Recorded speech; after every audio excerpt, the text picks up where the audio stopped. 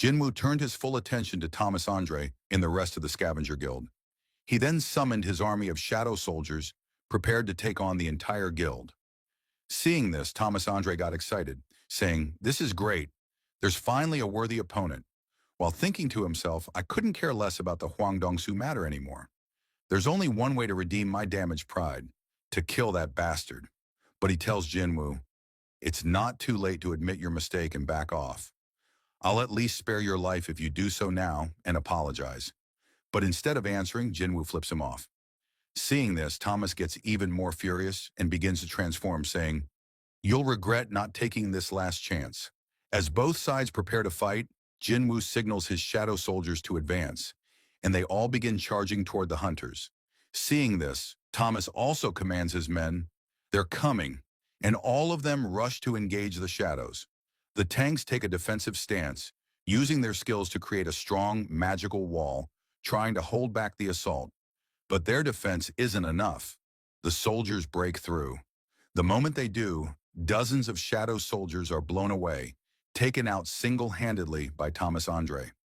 As he looks up, he sees Tusk using his Hymn of Protection to block his advance. Without hesitation, Thomas leaps through the shield and smashes into Tusk's face. As he does so, he thinks, "My guild members don't stand a chance against these monsters," and charges inside the building where Jinwoo is. Looking around, he sees that most of his members have already been defeated by the Shadow Army. Off to the side, he spots Jinwoo, also fighting the hunters. Thomas leaps toward him, but before he can reach Jinwoo, Iron blocks his path. Thomas punches Iron and yells at him to move. The force is immense, and Iron is taken down in a single blow. But when he looks again, Jinwoo has vanished. He wonders where he went, only to find him suddenly beside him. Before Thomas can react, Jinwoo strikes with his dagger, but is shocked to see it has no effect. Thomas retaliates with a powerful punch, sending Jinwoo flying, saying, "You look down on a national-level hunter." As Jinwoo is still mid-air, Thomas uses psychokinesis to pull him back and declares, "Feel the difference in our strength and despair." But while being pulled in, Jinwoo uses ruler's authority to hold Thomas in place. Thomas realizes, "He's trying to crush me. It's like I'm completely immobilized." Despite being drawn in, Jinwoo attacks. Before Thomas can break free, Jinwoo lands a powerful strike that makes Thomas cough up blood. He crashes to the ground but manages to stay upright, thinking, "I'm bleeding." Jinwoo doesn't let up and charges again, saying, "What was it you said earlier? Feel the difference in our strength and despair." He unleashes a flurry of blows on Thomas, who is caught off guard. Finally, Thomas snaps, "I'll stop underestimating you," and activates his skill, Reinforcement, beginning to transform. Meanwhile, the Hunter Bureau agents are en route to the site. In the car, Agent Adam White is asked what's happening. He replies, "There's no time to explain everything in detail." Another man says, "You might not realize it as a civilian, but any closer and our lives will be in danger." Back at the factory, Thomas has completed his transformation. Jinwoo recalls what Kamish once said. 4 humans received the ruler's powers. Perhaps they're the survivors of the Kamish raid. They must be the 4 national-level hunters. Thomas charges at Jinwoo, who begins to move forward, but quickly stops as Thomas prepares to attack. Thomas smashes the ground with such force it shatters beneath him, but Jinwoo narrowly evades. Thomas uses another skill, and panic spreads among the guild members, who yell, "Get away from him. He's created a black hole, pulling in everything around, including shadow soldiers." Jinwoo watches and thinks, "What incredible strength. It's like a black hole. If not for ruler's authority, I would have been sucked in." Just then, a massive explosion occurs, destroying half the building. Jinwoo survives. Looking down, he sees Thomas yelling, "I won't miss this time." As the remaining hunters evacuate with the wounded, Thomas launches toward Jinwoo at lightning speed. But Jinwoo steps on his face mid-air and launches off of him, knocking Thomas down. Thomas uses telekinesis again to pull Jinwoo in, but Jinwoo counters with ruler's authority, pulling Thomas toward him. Thomas thinks, "If he plans to take me head-on," and prepares, saying, "I'll take you on gladly." Their fists collide, creating shockwaves. To Thomas's shock, Jinwoo breaks through his armor, and gives him a cold, disappointed look. Thomas is knocked into the ground. He gets up, screaming in rage, and throws a punch, but Jinwoo dodges it easily. Jinwoo delivers a knee to Thomas's face, shattering more of his armor. By this time, Hunter Bureau agents have arrived and are stunned by the level of destruction from the clash of these two monsters. The man told Adam White to stay back as it was dangerous and pointed ahead to something that had just been thrown down.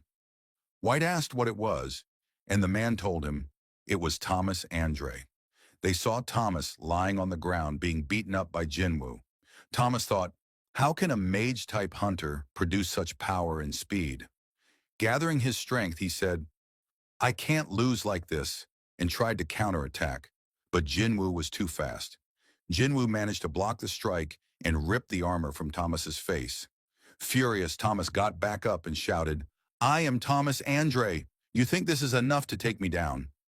But from behind, Jinwoo attacked again, saying, I told you, didn't I? It doesn't matter who you are. He began beating Thomas relentlessly once more. Agent White pleaded with Jinwoo to stop, but Jinwoo didn't listen and continued striking Thomas, breaking both his armor and bones in the process. Finally, Thomas accepted defeat and said, It's over. I lost. Jinwoo stopped after seeing his condition. White thought, to reduce the great Thomas Andre to such a state, how many hunters in the world could do such a thing? He wondered if there was even a single one. Once this news gets out, it will shake the world to its core. He then ordered the hunters on site to begin healing Thomas quickly. One of the hunters reported, every bone in his body has been broken. The blood loss is severe too. I won't be enough on my own. It'll be better if we all treat him together. They also noticed that despite the massive battle, no one had died. White thought, I guess this is as well as it could have gone. Then one of the agents alerted him to something.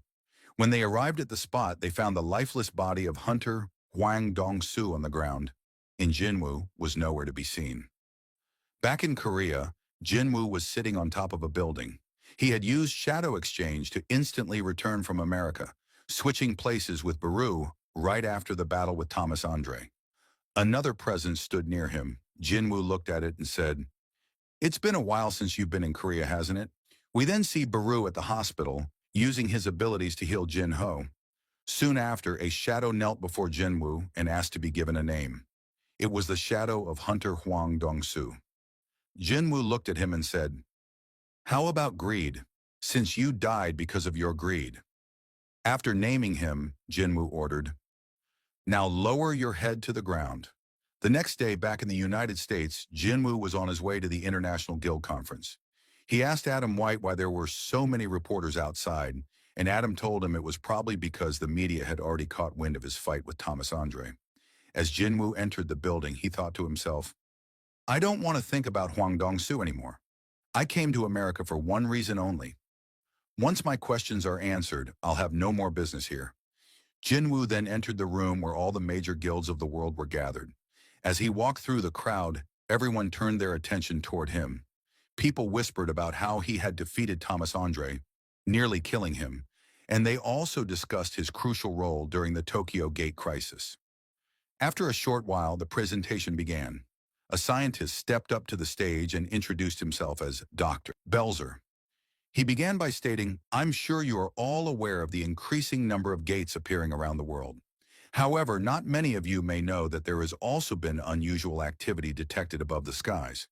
He explained that magical energy in the atmosphere was becoming more concentrated. He then introduced a new term to describe it, the Magosphere. Displaying a map on the screen behind him, Dr. Belzer explained that this Magosphere was currently forming above several countries. Specifically, they had detected this phenomenon in 9 locations worldwide. Of all these places, the concentration of magical energy was highest above Seoul, South Korea. Upon hearing this, the crowd turned their attention toward Jinwoo, suspecting he might be behind the phenomenon. Dr. Belzer quickly reassured them, saying there was no reason to look at Jinwoo as if he were controlling the Magosphere. If he had that level of power, he'd already be beyond the realm of hunters. Meanwhile, Jinwoo silently wondered if the 9 locations might be related to the number of rulers and monarchs. The doctor concludes his report, stating, We do not yet know the cause, and there's nothing we can currently do to deal with it. However, he adds, just because we can't handle it now doesn't mean we shouldn't prepare. The world might be facing another great upheaval. Following the presentation, director David Brennan steps onto the stage and asks the doctor if the presentation is over. The doctor nods and David says, "I'll take it from here." He addresses the hunters gathered and begins solemnly. "It is with a heavy heart that I bring this news." He reveals that hunter Christopher Reed, one of the world's top national-level hunters, was assassinated 2 weeks ago by an unknown group. Shock spreads through the room. How could someone as strong as Christopher be killed? Who could possibly overpower him? Some hunters murmur about whether it was the man who fought Thomas Andre the day before. Sung Jinwoo remains expressionless amid the speculation. Director David then reveals that the Hunter Bureau has identified a possible suspect, codenamed Suspect S. A photo of the suspect appears on the screen. It's Jinwoo's father, Sung Il-hwan. Confusion and murmuring ripple through the room. One hunter makes an ignorant comment, saying, "All Asians look the same," but others clearly recognize the resemblance to Jinwoo. Jinwoo's mana flares slightly as he stares at the image, furious and conflicted. Dungeons are the territory of the rulers, he thinks. Why did they send a monster that looks like my father? Does this relate to what Kamish said? Director David elaborates. The man was found inside a gate in the U.S. He could speak fluent Korean, so they called in S-rank hunter Hwang Dong-soo, a Korean American, to interrogate him. However, during the questioning, the man turned violent, defeated Hwang, and reduced the Bureau's headquarters to ashes. The Bureau concluded that the man, a humanoid monster, might also be responsible for the assassination of Christopher Reed. As Jinwoo watches the footage, he sees his father warning Hwang, "Never set foot in Korea again." Greed confirms it. The man in the video is indeed Sung Il-hwan.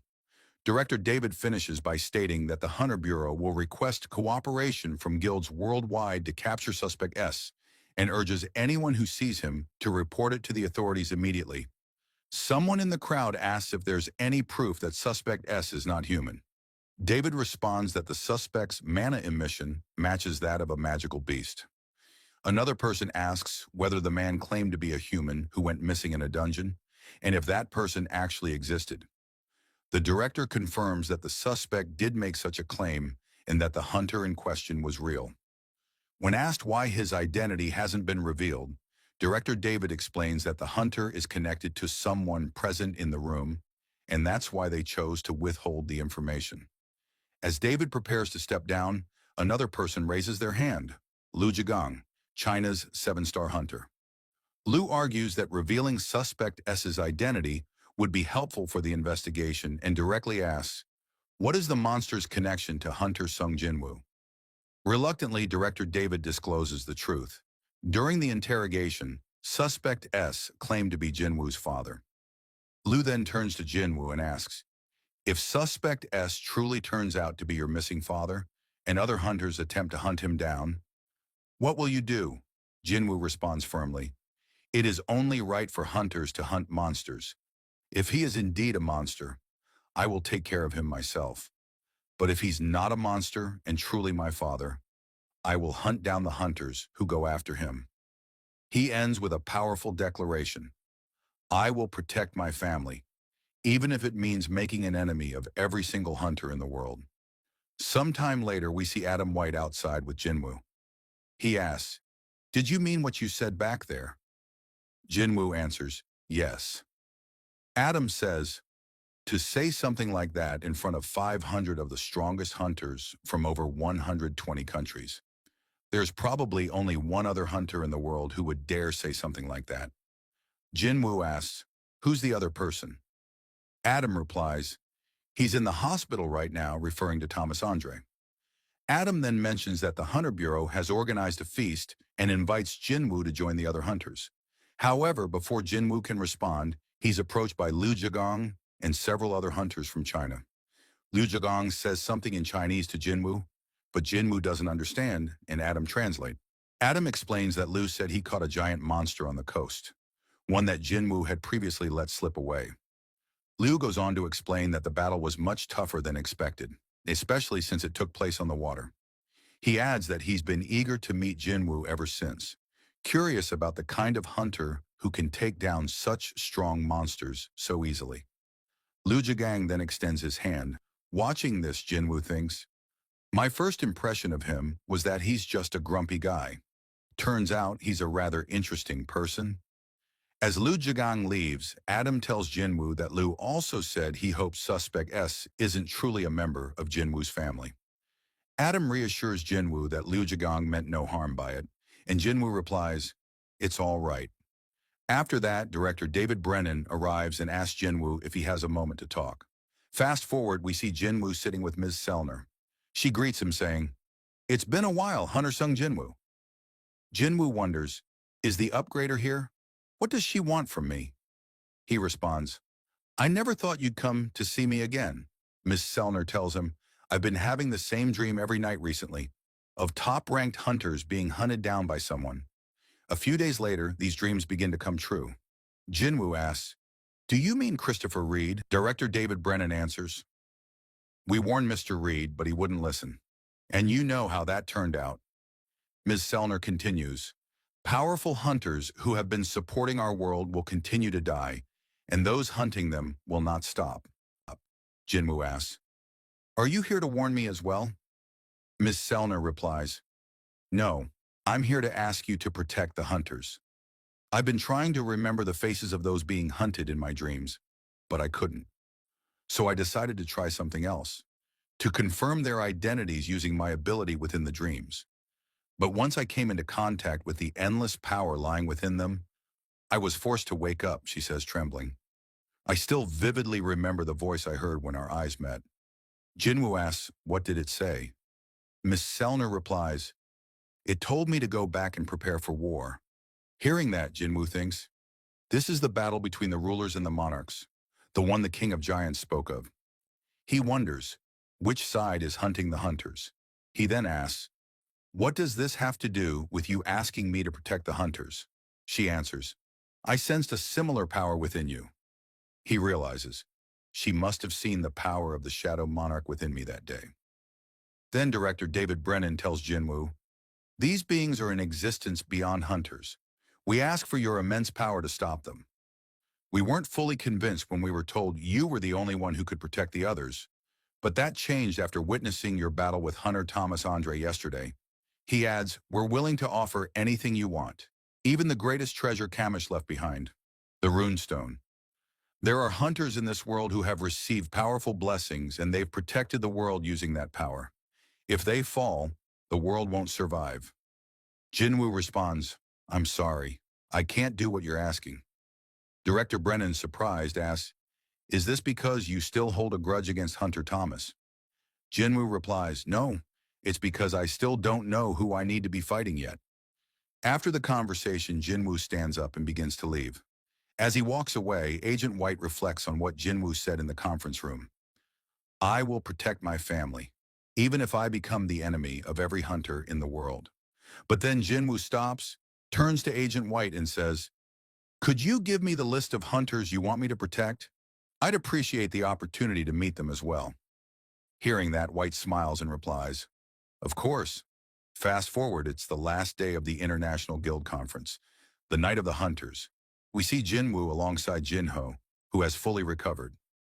Jinwoo asks how he's feeling, and Jinho replies, "Good as new." While they talk, people nearby whisper about Jinwoo, saying things like, "He's right in front of us, and yet I can't sense his presence at all. He's on a different level." Turning their attention to Jinho, they say, "That's the guy who fought Thomas Andre to save him." A man approaches Jinwoo, introducing himself as the CEO of a global corporation that specializes in handling monster remains. He says he wants to purchase all the giant monsters Jinwoo hunted in Japan and asks if Jinwoo has a moment. Jinwoo replies, "I mainly handle the raids. My vice chairman here takes care of business matters." He leaves Jinho with the CEO, thinking to himself, he's really a proper vice chairman now. As he's walking away, Agent Adam White arrives with a list of hunters who need protection, as Jinwoo had requested. He tells Jinwoo, "We rank the hunters based on their contributions and activity." Jinwoo asks, Where do I rank on this list? White replies, taking into account the giants you defeated, probably third or fourth. Looking at the list, Jinwoo thinks, this is such a drag. I should just place shadow soldiers on each of them instead of memorizing their names. Realizing it's the perfect opportunity to mark each one with a shadow soldier, he can keep track of who's an ally, who's an enemy, and who he may need to fight, possibly even use them to contact the rulers through these connections. While he's thinking, he senses something, and Hunter Wu also warns him to be cautious. Jinwoo reassures him, you don't have to worry. It turns out to be Thomas Andre approaching. Thomas says he wanted to ask Jinwoo something. Showing his injured arm, he explains, the magic damage was too severe. Even the healer's magic and the doctor's couldn't fully heal it. It's recovering slowly, but far from fully healed. He continues, you could have wiped out my entire guild after defeating me, but even during all the chaos, not a single member died, except Huang, who caused the incident. Why did you let us live? Jinwoo replies, because you didn't commit a sin that deserves death. Thomas begins walking away and says, I plan to give Huang a proper funeral. He did commit a sin deserving death, but still, please allow him that dignity. Raising his hand, he adds, once my arm heals, I'd like to have a meal with you. If you give your contact info to my manager, I'll reach out later. Laura, Thomas's secretary, approaches Jinwoo and says, my master just expressed his gratitude in the only way he knows how, by being rough. He's actually quite shy. She asks for Jinwoo's contact information, explaining that Thomas wants to send a gift of thanks and asks if there's anything he wants. Jinwoo thinks for a moment and answers, maybe a useful dagger. After she leaves, Agent White asks, shall we go greet the hunters on the list? I'll be your guide. Jinwoo declined when saying, there's no need for you to do that. Then he notices something. Is someone missing from this list? I don't see the rank 6 hunter, White responds. We lost contact with him a few days before the conference. The secret agency and the Brazilian government still haven't found his whereabouts.